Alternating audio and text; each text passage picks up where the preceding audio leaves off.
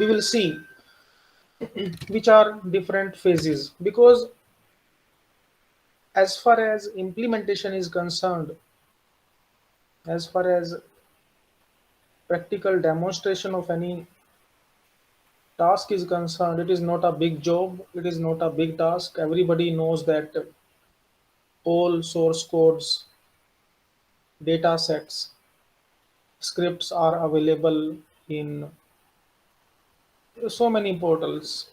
From so many sources, we can take source codes, scripts like GitHub, sourceforge.net. But major part is that whether we are able to understand the process or not.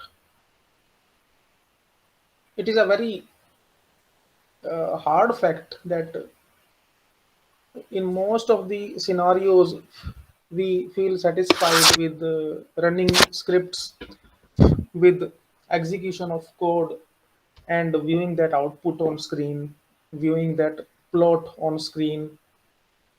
But when the task comes on updation of that code or research perspectives, then many times we are stuck. So we should not be stuck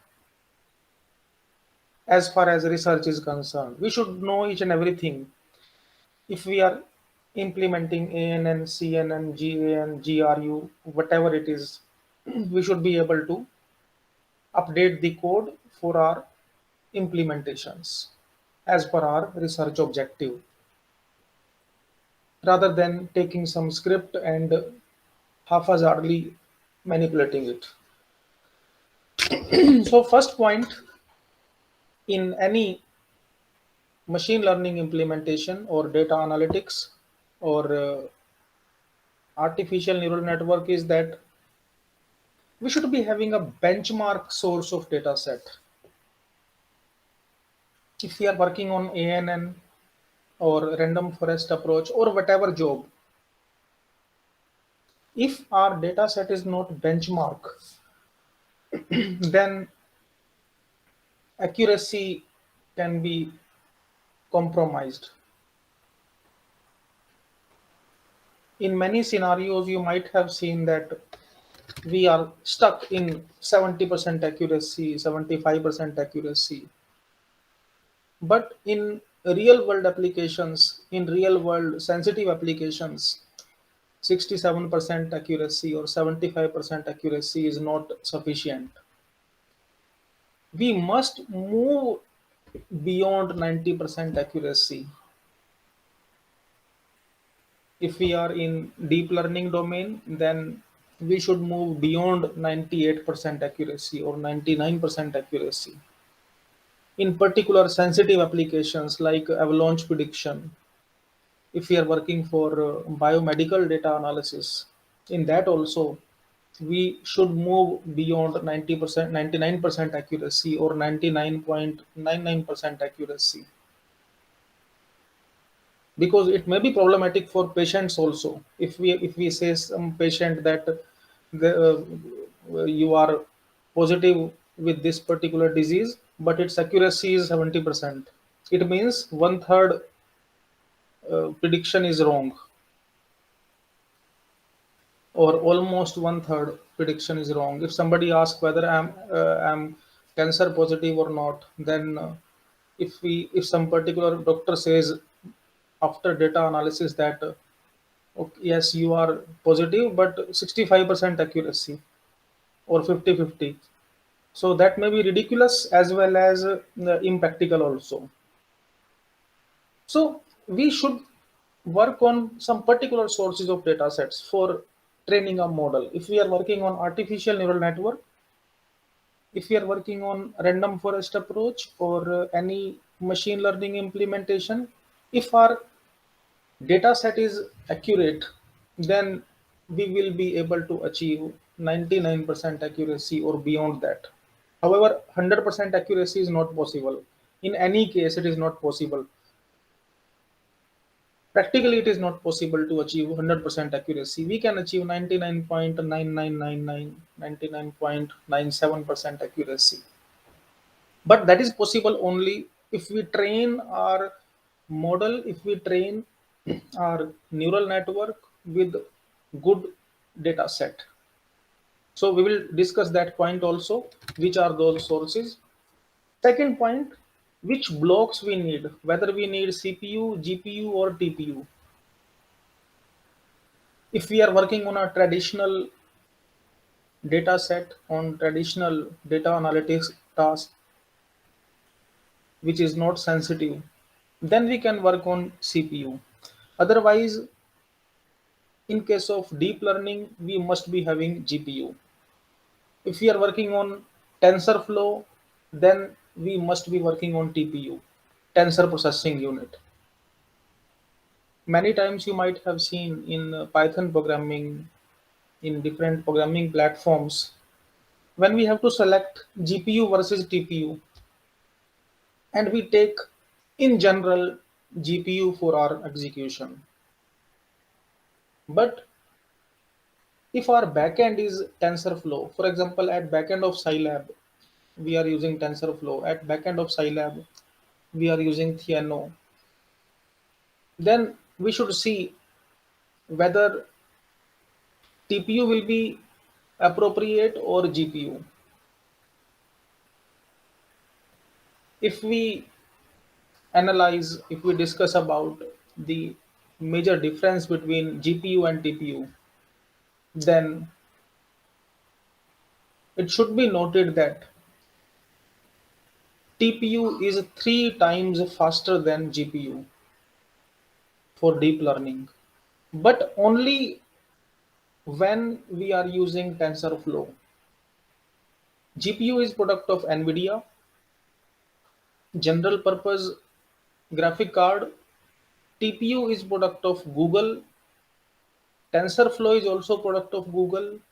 So TPU is a customized version of GPU that provides high performance execution to TensorFlow. So we should be clear about it. Traditional data science CPU, traditional neural network CPU, PyTorch GPU, TensorFlow TPU, because TPU is 3 times faster. Dedicated platform for deep learning. And after that, programming platforms. Which programming platform we should use? Whether we should go for Scilab or Python or MATLAB or Ruby on Rails. So many platforms are available nowadays. Julia is also available. Node.js is giving very close competition to Python. Julia is giving very close competition to our language, our platform. So we should select which platform is appropriate for our work. And after that, so after taking benchmark data set, okay, we have selected our CPU or GPU or TPU as well as programming environment. Then we have to see whether our work is appropriate for ANN or it is compatible with CNN or RNN or GRU. So many networks are available in artificial neural networks, in machine learning, in deep learning. So many variants are there. So we have to see which to use. Whether our work is implementable only with ANN, only with artificial neural network, or it will be working with CNN. Many times researchers, scholars select the network type randomly. If we are having 1D data set, one dimensional data set, if we are having text data set, traditional data set, then we can take ANN. Nowadays, 1D CNN is also available, that is known as convolutional 1D, conv 1D. If we are having a time series data, sequential data, then we must take RNN, recurrent neural network. Time series data means as I'm speaking here, my audio is recording, okay? each and everything is getting recorded. So that is sequential data. From this time to that time, my audio is available. It is in sequence. So if anybody want to implement deep learning, then on audio data, RNN is the best option. We can implement CNN, but results will not be good. For sequential data, time series data, for rapidly changing data in different time slots, we should take RNN, GRU, GAN for generation of images. If we are having image data set, then we should take CNN. So we should be clear about all of these points rather than simply playing with the code or updating that code randomly in such a way that we get high accuracy by manipulation of code. So now we will start with first point, very first point, that is benchmark data set, from where we can fetch benchmark data sets for our research work. If you are working in biomedical data sets, if you are working in DNA data sets, COVID, sonar data sets, avalanche, IoT, each and everything is available. So many sources are available on internet, and one of the very popular sources is IEEE data port. Is it visible to all of you? IEEE dataport.org. Kindly write in chat. Is it visible to all? Yes, sir. Visible, sir. Okay. So for if we now one more thing is there. If we are working in academic sector, because this point is very important. If we are working in academic domain, if I am doing research for academic degree means ME, MTech, PhD. In that case, we must take data sets from these sources. Not only IEEE data port, so many other sources are available. Kaggle data sets. Okay, many times you might have seen that students collect their own data set. For example, somebody is working on dengue disease and they are willing to take data from PGI. They are willing to take data from AIMS or some path lab. If somebody, if some scholar is working to achieve an academic degree, ME, MTech, PhD, or any academic degree, in that case, only these data sets will be appropriate.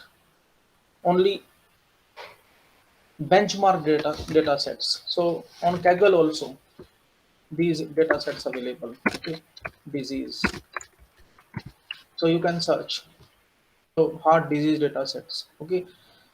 Because many times or in almost every time for academic degree, self-collected data set is not found appropriate. If I am working in corporate sector, if I am doing research in social domain means or corporate domain means, for example, I have taken some grant from AICTE or DST or MIT. Okay, any amount of grant I have taken. In that case, I should take my own data set. In that case, benchmark data sets can't be used. I'm repeating this point. This is very important, interrelated as well as confusing also. If we are working in academic domain, if we are working to achieve an academic degree, PhD, MTech, ME, or whatever it is, in that case, only online sources of data, these are found appropriate. If I have taken some research grant from AICT, DST, or Google, or Microsoft, or any organization, in that case, I can't take these data sets. I will have to collect my own data because whosoever will give me research grant or funded project, in that case, only primary data will be acceptable.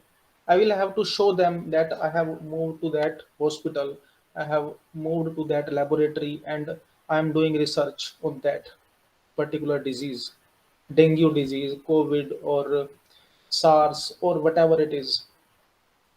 Okay, so you can see so many data sets available. So we should be clear about it. If I'm working in artificial neural network, if I'm working in data science based project, then these data sets can be trained for academic degree, for academic benefit. But for funded project, I will have to move to organizations, because that will be my own research work. Now I will ask you one question. Kindly write its reply in chat. Okay, with yes or no. Okay, no need to unmute yourself. Simply you can write your answer in chat by yes or no. I will ask you one question, and with that question you will be come to know, you will it will be more clear about this task of data set. I want to predict whether some patients are dengue positive or not, or COVID positive or not, and those patients belongs to North India. I'm repeating this point. Some patients data I have collected from North India. I want to predict whether these patients are positive with some disease or not, whether it is COVID or dengue or whatever it is. But which I have trained, data set which I have used in my artificial neural network, that I have collected from China, will my research work be acceptable? Is it possible to train a neural network from on the data set of China, but I am predicting the patients of Punjab or North India? Is it possible? If you are clear about this concept, you can write in chat.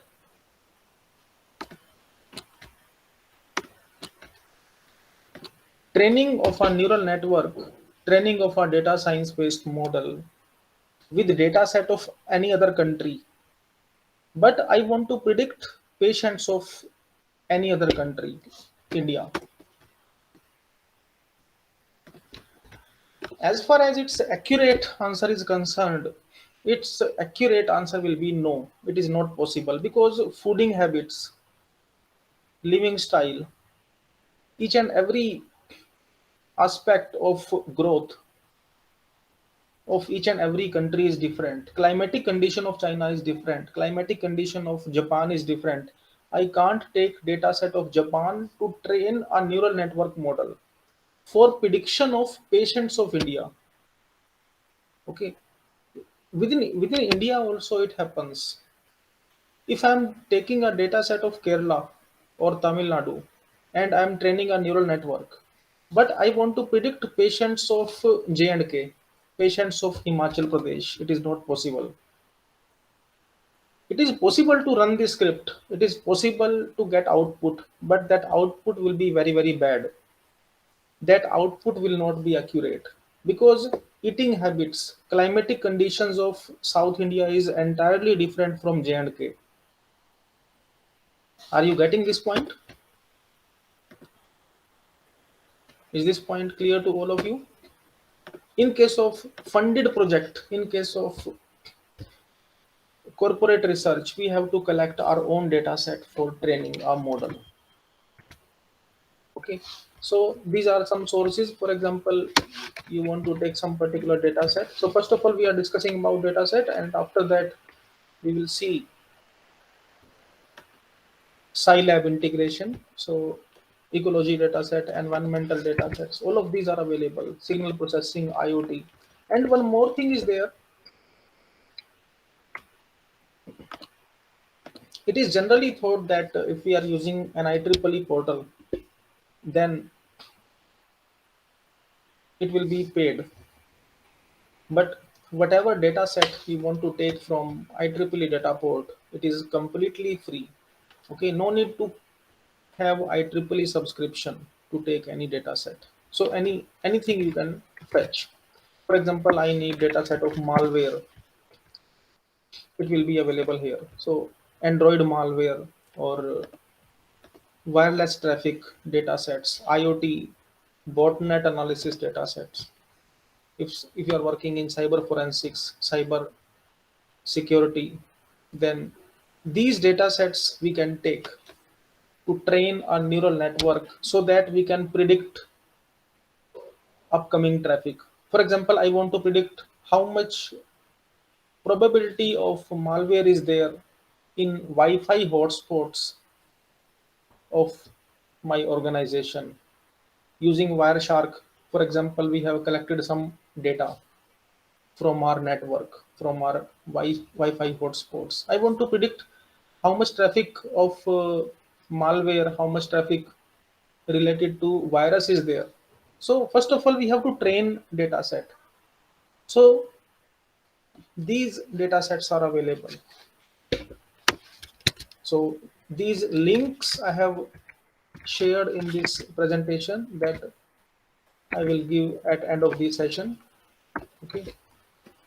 For example, we are working in malware traffic, or we want to collect data set related to Android fingerprints having virus or some type of ransomware.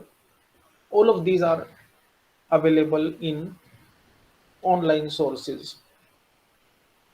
Okay, so these links you can explore even in official websites of antivirus.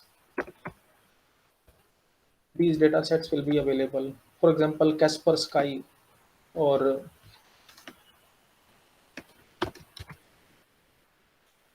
Norton antivirus. Okay, so these data sets we can fetch and then we can train it in our neural network. Okay, for COVID-19 disease also, so many links available from where we can fetch CSV files or binary data sets to train our neural network.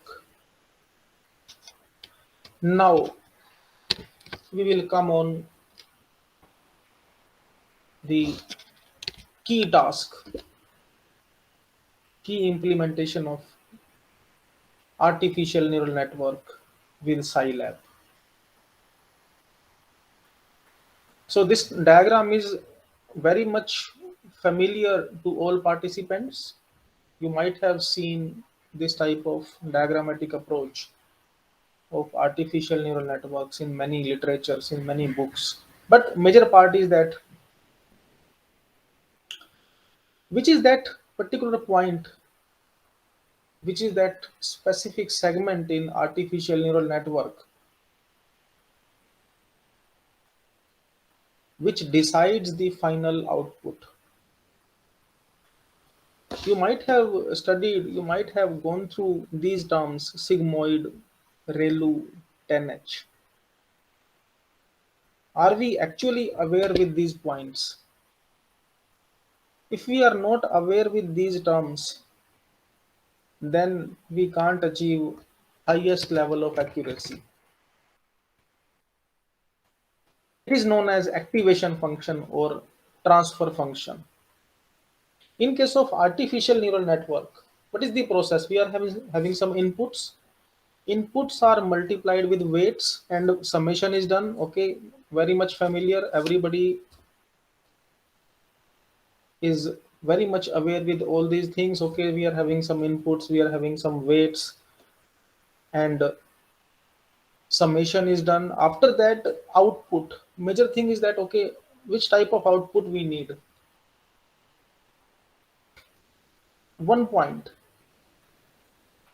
we will discuss here very clearly in very easy way. Okay.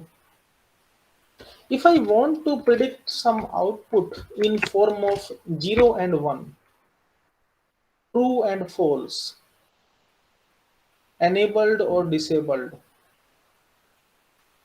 in that case we use sigmoid activation function.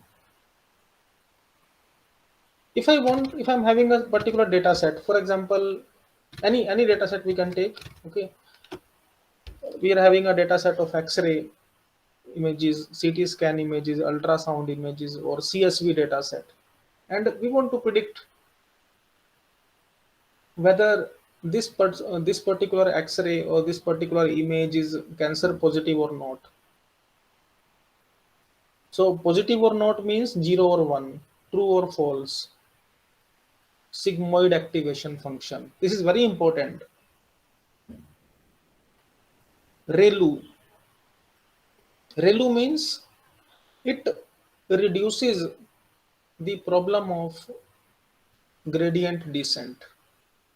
If I want to predict probability, so one point is that if I want to predict whether it is cancer positive or not, sigmoid. If I want to predict probability, okay, how much probability is there that this person is cancer positive? It may be 90% probability, it may be 72% probability, it may be 25% probability. If I want to calculate, if I want to analyze actual figure, actual value in real numbers, then we will use 10h. Okay, it will give me a range. Okay, this is 29.25% probability, whether it will be rainfall or not, whether it will be tsunami or not, how much probability of third wave. Probability of third wave means 10h. If I want to predict, okay, whether there will be third wave or not, third wave or not means 0 or 1, sigmoid. Probability, actual prediction, 10h. ReLU. What is ReLU? ReLU activation function reduces the problem of gradient descent. In every neural network, in every implementation of deep learning, you might have seen this activation function, that is rectified linear unit.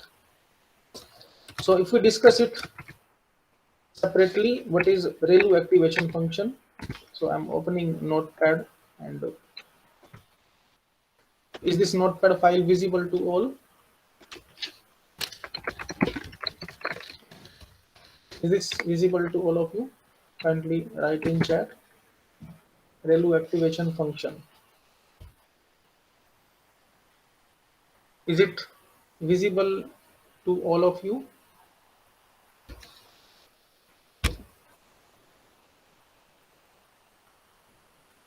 For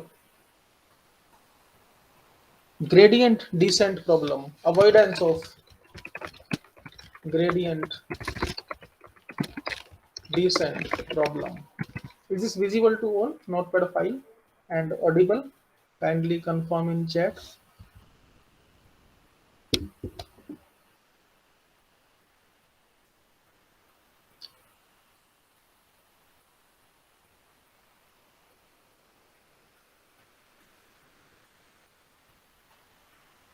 Is it audible and visible to all of you?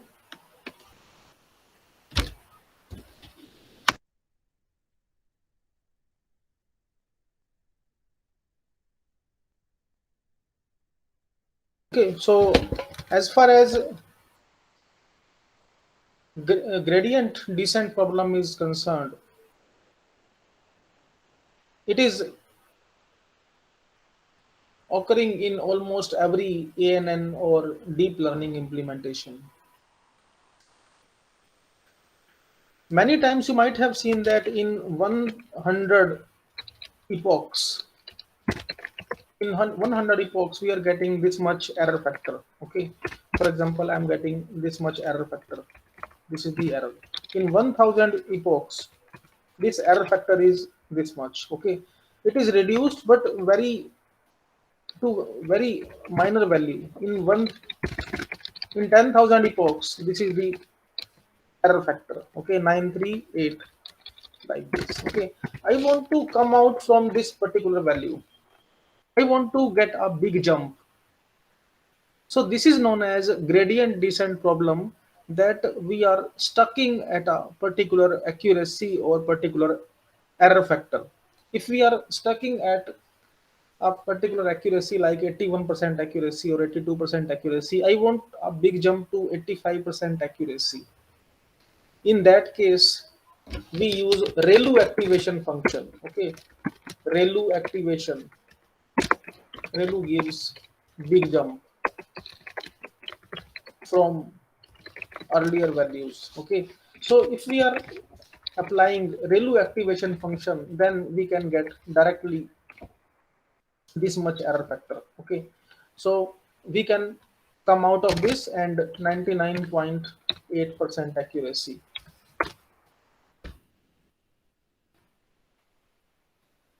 Directly moving out from a particular accuracy level, directly getting a big jump from existing error factor. This is the major point with usage patterns of activation functions. Okay, sigmoid activation function to get output in 0 or 1.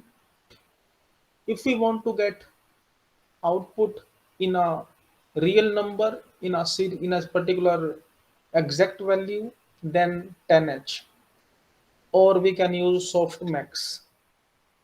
If we want to get a big jump, then we use ReLU to round off.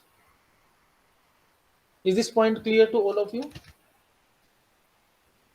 Up to this point, is it clear to all?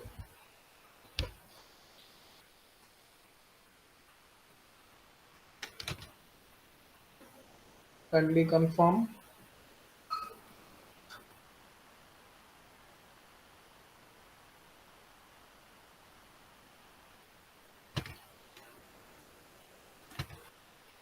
Up to this point, is it clear to all of you about activation functions and their use?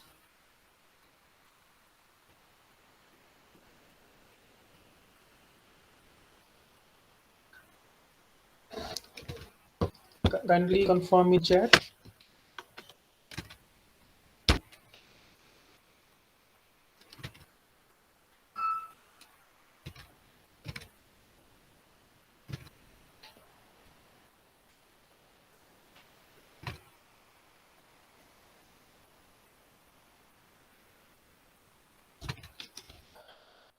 Now we will see how to interface Scilab with ANN toolbox.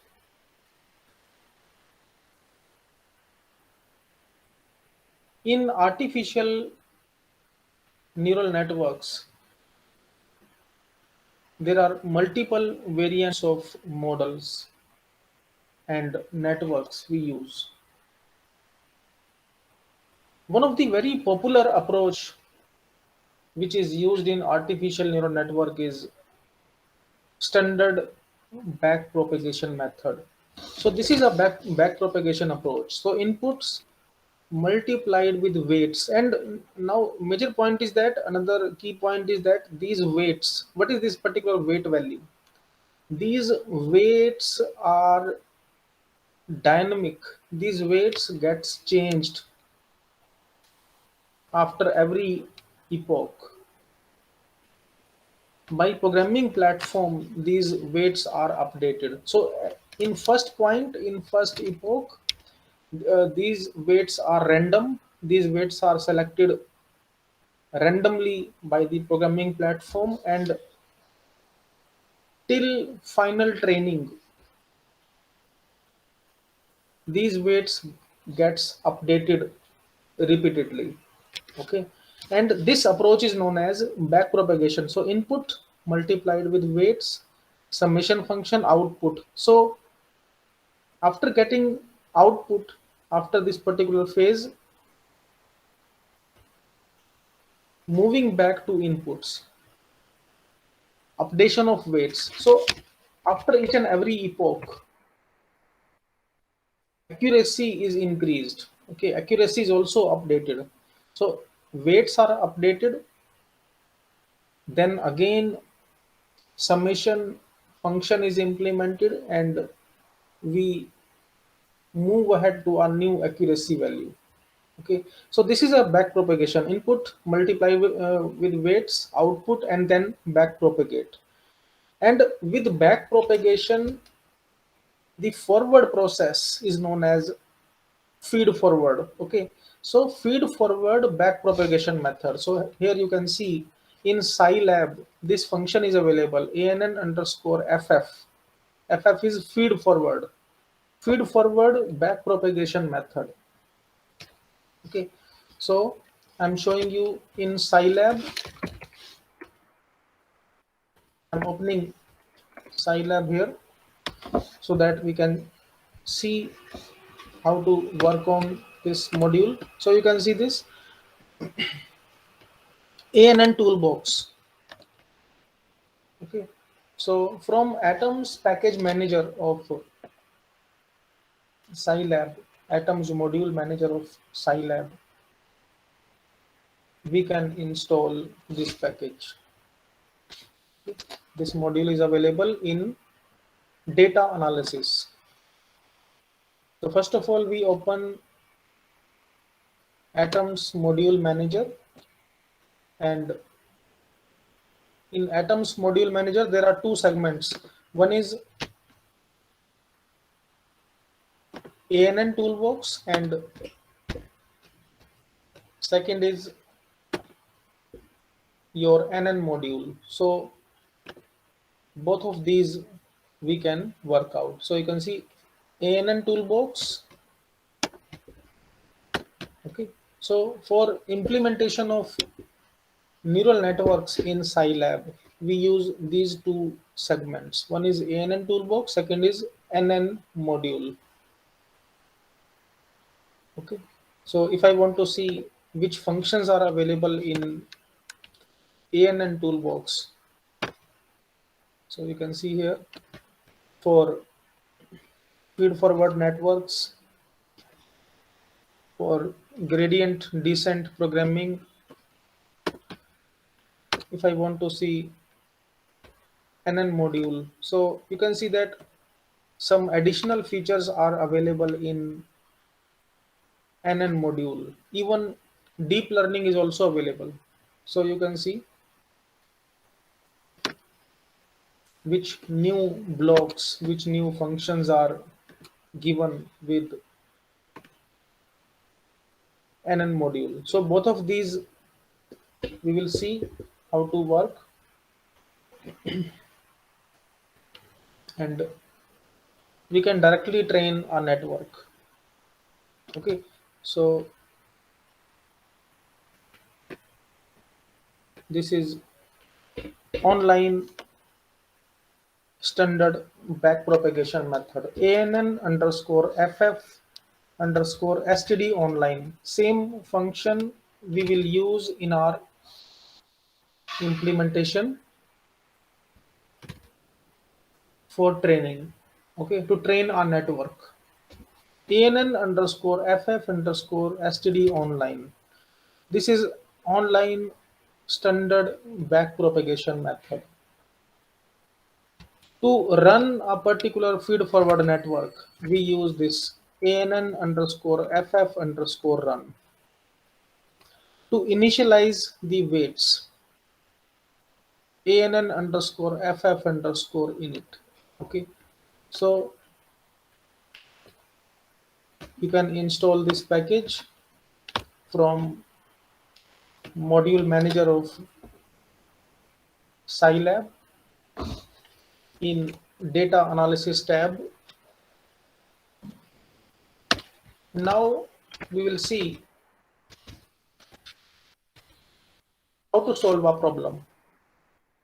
By which way we can solve a problem. So in Scilab,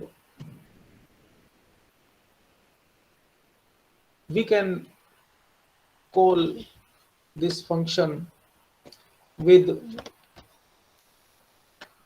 multiple parameters. Okay, so what is x? So first parameter is x is the input. Okay, t is target. So in as far as a particular classification problem is concerned, so we will see this classification problem. Okay, how to solve a classification problem. So this is input. If this is input, then this is the output. This is the target value. Okay, if this is input, one is the target. Okay, so we are writing it here in this way, so you can see it. Is it visible to all of you?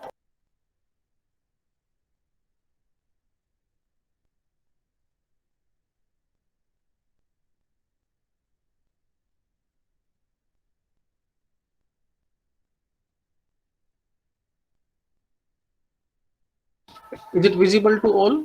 Kindly confirm in chat. Yes, sir. Okay, so now you can see that if this is input, then one is the target label. If this is input, then one is target label. If this is the input, then this is target label. Okay, so we can train this particular model.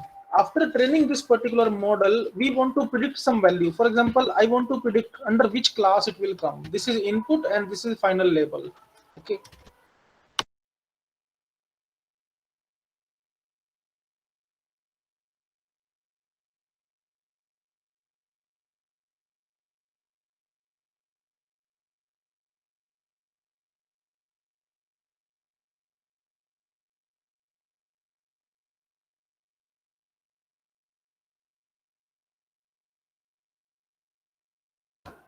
So you can see that we are creating a particular network. So two inputs means two input we are taking here. These are, this is the dimension of input, two hidden layers and one is output. One output means either 0 or 1, under which class it will be coming. Okay, and after that we will use this. So this is target.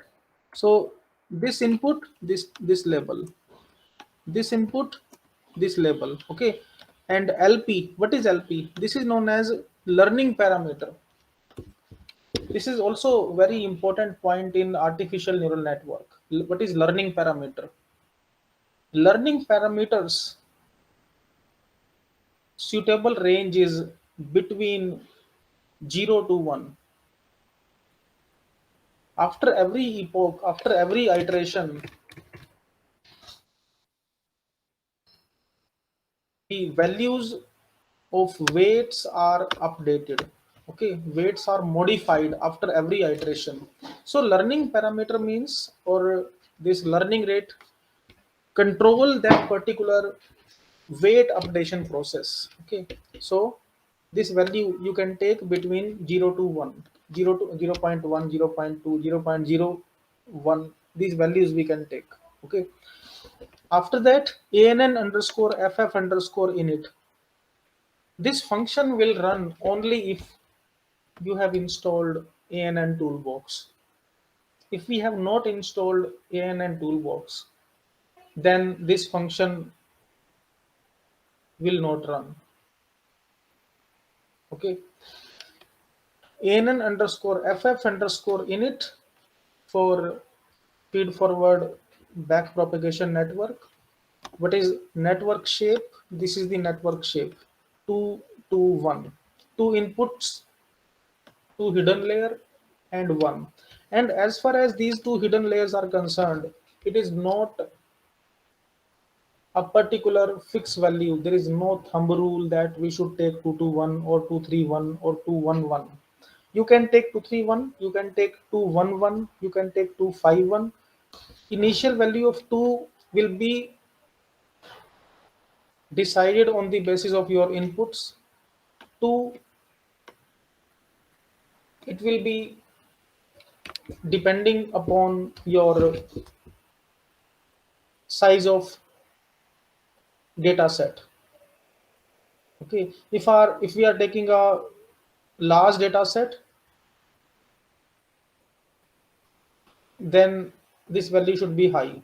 Okay, if you are having a traditional data set, then this value should be low. So as we are having only 10 12 records, then we can take two is sufficient. Okay, one is also fine. Final one means final output in 0 or 1.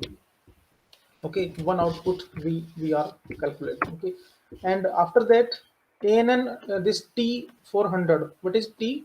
T is your epochs. In how many epochs, in how many iterations we want to run it. So we can take 100 also, we can take 300 also, we can take 400 also. Okay, in how many epochs, in how many iterations this model will be trained, and all of these values will be put here. So x is your input, this is your input. T, this is your target. So target we have taken here. N is the network shape. This is our network shape, 2 by 2 by 1. Okay, what is W? W is weight. Weight will be decided initially when we start our feed forward network. LP, this is your learning parameter.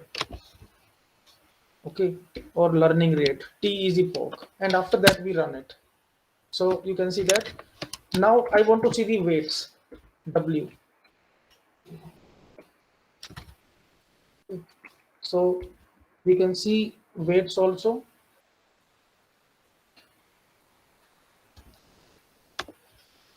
And after getting this particular network, I want to predict under which under which class it will come. Under which class? 0.89 and 0.81 will come. So now you can see that 0.89 and 0.81 is nowhere in this. I want to predict on the basis of this data. Okay, under which class it will come, whether it will come under 0 or 1, on basis of these weights, on basis of this network. Okay, so now I want to predict. For prediction we use ann underscore ff underscore run, and this class n is network, w is weight. Now you can see that its output is 0.5521. This 0.5521 I will match. Now see this very carefully. Okay, so these are the weights. We will match this 0.5521 with these values. To which value this 5521 is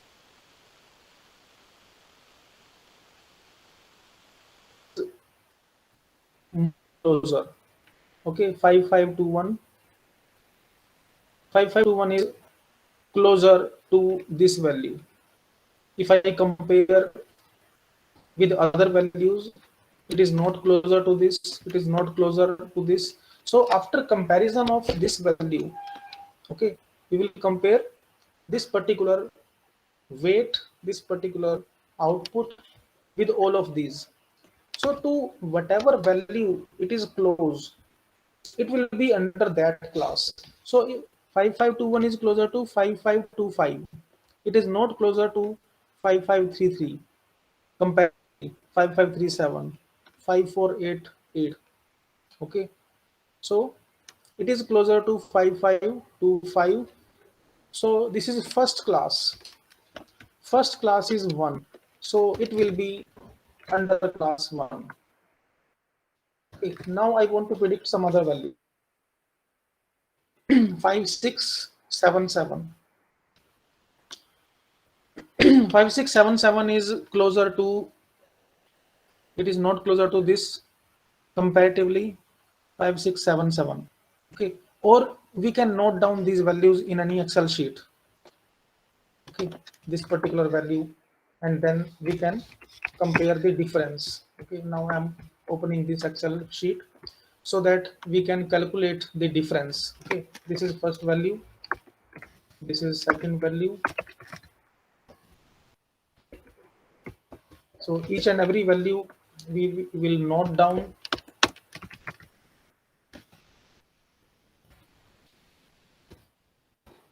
so that we can see the minimum difference. This is the way to work with neural networks. Okay, so these values we have noted down. Okay, now this is the I want to predict this value. So this I have noted down here.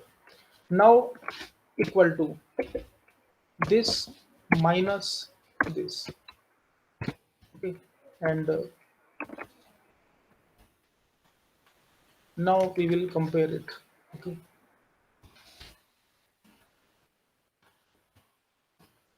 minus. So I'm noting it down.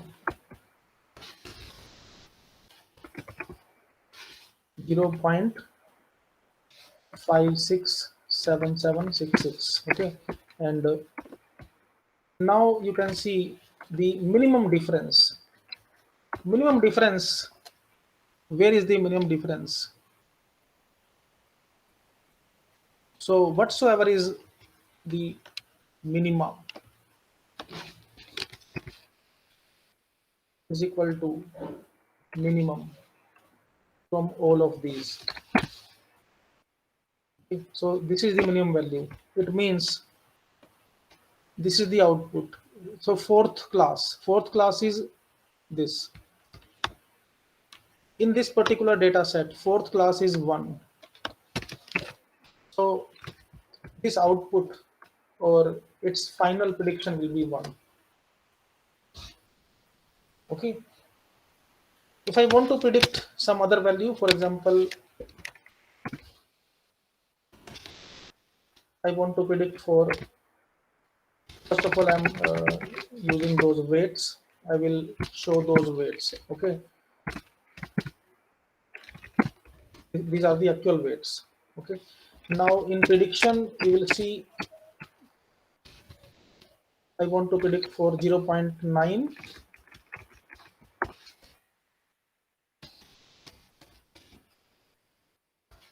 0.9 and 0.6.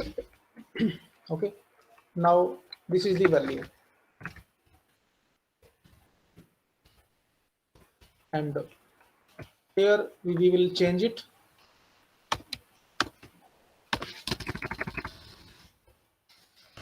Enter. Now, which is the minimum value? Minus 0.007, this value, fourth class. Fourth class is 1. It will be under class 1. Okay. So by this way we predict. So I'm taking its screenshot and writing and placing it in presentation so that later on also you can work. Okay. You can see this output. I will share this presentation to all of you at the end of this session. Is this clear to all of you? Kindly confirm in chat how to work on a very basic implementation of neural network in Scilab. How to predict a particular value.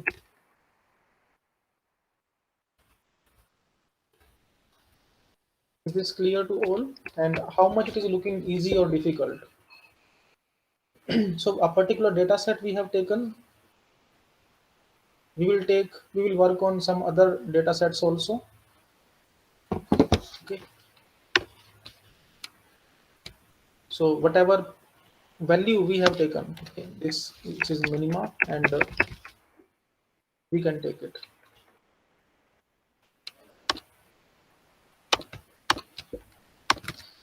Okay. In same way, if I want to predict for 0 and 0, under which class 0, 0 will come? This. Okay. So here, okay, or we can put minus, and this is minimum value. Whatever is the minimum value. This is minimum value. So it is under last class, final class. Okay. So it is matching with this. It means I will check for the class which is the last. This is the last. It is in 0. It means 0 0 will come under 0 class. In same way, 1 1 0.54. We will see to which value 0.54 is closer. 0.5488. This is fourth value. 1 2 3 4. Fourth value. Fourth value related class is 1. This one. It means 1 1 will also come under class 1. Okay. So in this way you can take it. So these screenshots I'm placing in this presentation while running this code so that we can work on it. So this is a very traditional data set. Okay. Now we will discuss about one more point that is related to accuracy, that is related to the performance of neural network. So you can see that first point we have placed here RAND, seed 0. RAND seed 0 we use to overcome the problem of overfitting.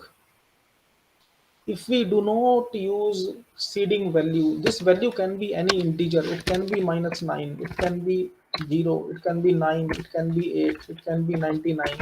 Okay, any value you can place here. This seed value is related to a pointer, because whenever we train a neural network, at the time of training the neural network, the data set is used in model randomly. For example, first of all, these records are taken. In second epochs, these records are taken. In third epoch, these records are taken. Okay, so this particular RAND seed 0 or whatever number we are taking, it will remember which value is already trained. Otherwise, what can happen? For example, these values are taken. So again and again, same values can be trained in neural network. Again, again and again, each and every value can be trained, can be put in a model, which will give problem of overfitting. Overfitting means repeatedly training a model. So rather than training a particular model repeatedly with same value, we use random seed so that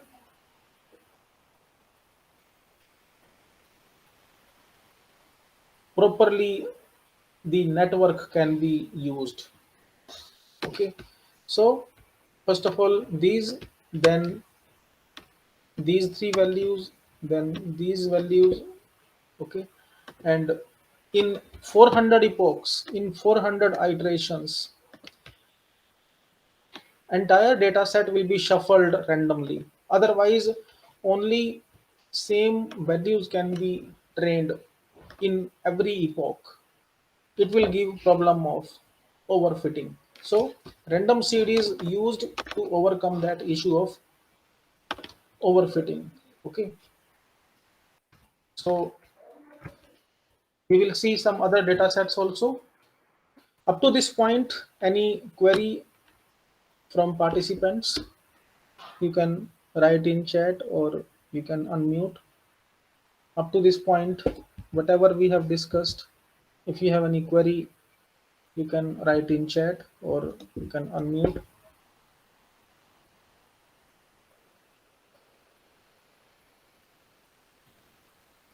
Any query from participants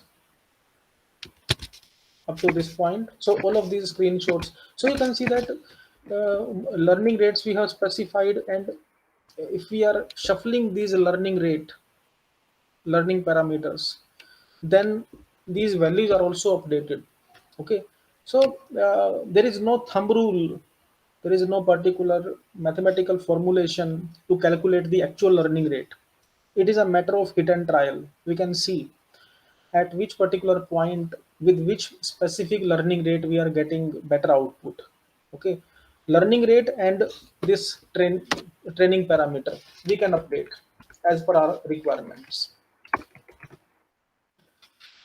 If you have any query up to this point, you can write in chat. So in same way you can use this problem. In next session we will see how to work on character recognition problem and CSV data sets. So some other implementations we will explore in next session.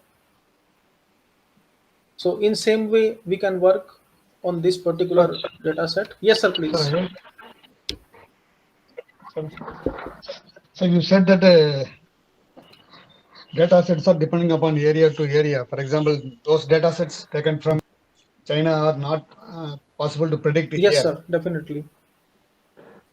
Then how we can say that some data are standard data sets? So is it how we can Okay. say that they are standard data sets, Okay sir. and how we can make Yes sir. prediction based upon that here? Yes, sir. Actually, sir, when we work for academic domain, when we work in academic degree, in that case, what we do, if we are taking data set from China or from any other country, then testing data is also taken from that country itself. If my input data is from India, then my prediction data or testing data will be from India.